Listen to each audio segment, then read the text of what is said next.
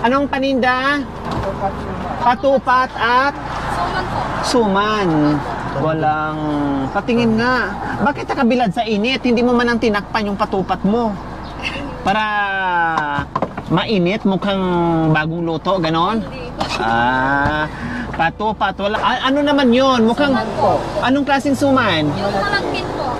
Wow, puro suman ang paninda nyo. Ang sisipag nyo naman, kanino pa kayo pinagmasdan?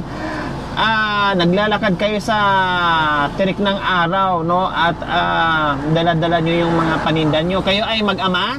Hindi po, magpinsan po. Magpinsan. Oo, ang sisipag yun magpinsan. Talagang dalawa kayo sabay naglako ng paninda nyo. O paano pag naubos na yung isa? Uuwi na. Maiwan yung isa. Antay ko pa siya. Dalawa kayo sa inyo niyan o tagi-isa kayo ng paninda? Nag-iisa po. Kanya-kanya, kumbaga. O kung anong pangalan mo? Amanda po. Amanda Page. Ilang taon na si Ate Amanda? 17 years old po. 17 years old. Si Kuya, anong pangalan? Joseph Ejercito. Ilang taon ka na? 34? Wow! O bakit ikaw napakasipag, hindi ka nag-aaral, Amanda? Nag-aaral po. Module po. O tapos, bakit napakasipag magtinda? Gusto ko lang po tumulong sa mga magulang. Bakit anong trabaho ng mga magulang mo, Amanda? Ganito rin po. Talagang kayo ang gumagawa niyan? Inaangkat lang po namin. Tumutulong sa mga magulang kaya ginagawa mo. Opo. Anong trabaho ni tatay? Ganito rin po. Parehas kayo? Opo. Wow! Gusto ko lang po na Habang gusto mong tumulong sa kanila. sa kanila, bakit may mga kapatid ka pa? Meron pa po. Ilan kayo magkakapatid? 7 po. 7. Pang ilan kayo sa magkakapatid? Pang ilan ikaw? 4 po. Pang-4. Lahat kayong magkakapatid, ganun din? Opo. Gumagawa din o naglalako din ng mga panindang patupat? Naglalako rin po. O bakit si Kuya naiyak si Kuya Joseph? Ha? Bakit naiyak kayo? Kayo naman, kumusta? Bakit ang sipag nyo rin Kuya Joseph? Kung sa kuya niya. Ha? Kuya, napulot po namin siya sa Villasis. Napulot nyo lang siya sa Villasis. Opo. Tapos, Tapos, May tira sa kanila. kinuha ni Kuya ko. Nagtinda. Wala na daw siyang pamilya. Kaya, inadapt nyo. Wow, ang bait nyo naman. Nakilala ng kuya mo si Kuya Joseph. opo. Tapos, inuwi niya sa bahay nyo. Ngayon, inampo nyo kumbaga. Kasi wala siyang pamilya. Bakit nasaan yung pamilya nyo, Kuya Joey? Ha? Patay na ang mga magulang nyo. Nasaan yung mga kapatid nyo? Taga saan ba talaga kayo? Sa Bayambang. Bayambang. Tapos, matagal na panahon na namatay yung kapatid nyo. Tapos, nung bago kayo nakita ng kapatid niya, anong ginagawa nyo po doon sa Villasis? Kinausap niya daw siya. Yung parang palaboy-laboy kayo, ganon.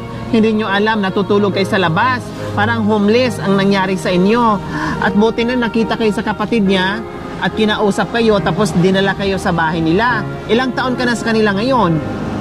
Mga 7 years na po. Matagal na. Talagang parang pamilya ka na talaga nila o kapatid ka nila, nakakatandang kapatid. Pero ang sabi niya sa'yo, napakabait talaga itong nagkupkop, halata, kasi sabi niya nagpakilala siya o sabi niya ay magpinsan kayo. Pero ay kumbaga nakupkop, kinupkop ka ng pamilya nila. Wow, tinuring mo ng kaanak, kaya sinasabi mo pag may nagtanong pinsan. O ano naman ang mensahe mo sa pamilya nila na napakabait nila para sa'yo? Okay naman, okay naman ako sa kanila, but walang kahit ganitong po naman, tumutulong kahit anong hirap tinatagal namin, kahit anong tulong-tulong okay lang sa amin. Kumbaga, wala kang ibang maitulong dito na lang sa pagtitinda, ay sumasama ka.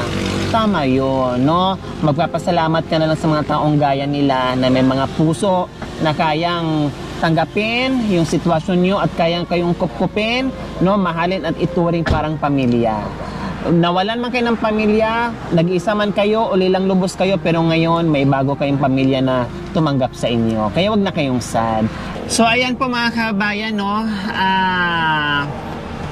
Iisa pala silang pamilya mga kabayan dahil nakopkop nila si Kuya Joey. Masipag, nagtutulungan. Ako'y natutuwa sa mga ganyang tao, no, na talagang gumagawa ng paraan para makahanap ng pera, kumita, no, kumbaga kumita at para sa pangailangan nila. At naantig ako dito sa dalaga mga kabayan dahil sa murang edad niya, pero hindi nahihiya kasi usually po mga kabayan pag yung mga ganyang edad nahihiya magtinda. Meron nga mga kabayan na nakilala ko na i-vlog ko po, no, na kinahihiya yung magulang. Yung ibang mga magulang, kinahihiya nila yung trabaho ng mga magulang nila, yung itsura ng mga magulang nila, yung pamumuhay ng mga magulang nila. Pero ito ay talagang proud at tumutulong sa kanyang mga magulang, hindi nahihiya. Kaya mga kabataan ngayon, Diyos ko, wag puro cellphone. Ito, gayahin nyo si Amanda, no? Gayahin si Amanda, 17 years old, pero natuto na maganap buhay. So, ganyan ang mga bata. Wag yung, kung tamad ka na nga, no? Tamad ka na nga sa loob ng bahay, puro ka na nga dot-dot sa cellphone, and then hindi ka pa marunong tumulong sa mga magulang mo, and then ikahihiya mo pa. So, hindi magandang ganyan, no? Huwag niyong ipadama yan dahil baka pag kayo ay nagkaroon din ng pamilya, baka ganyan din ang gagawin sa mga anak nyo. Masakit bilang isang magulang na kinahihiya ka at ganyan yung mararamdaman. Okay? Sige. Dahil malayo kayo, ito, pangdagdag, tag-1,000 kayo.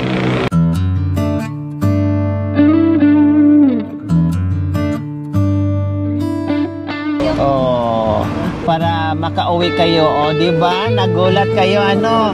Walang ano man Kuya Joey. Si Kuya Joey mabait, no? Hindi sila nagkamaling kupkupin dahil na-appreciate niya yung mga bagay-bagay at madaling lumuha, no? Alam mo yung may puso. O bakit ikaw na rin, naiyak ka na rin, Amanda? Thank you po sa pagtulong sa amin. Salamat po sa binigay niyo pagtulong sa amin.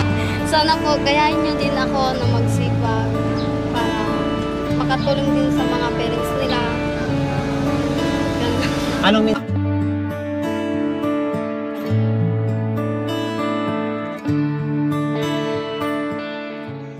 Po, ang salamat po, maraming tumutulong sa amin at maraming salamat at mababait sa mga tawad tumutulong. Ayan. Walang anuman, Kuya Joey. Ingat kayo ha sa daan. Okay, sige. Kuya.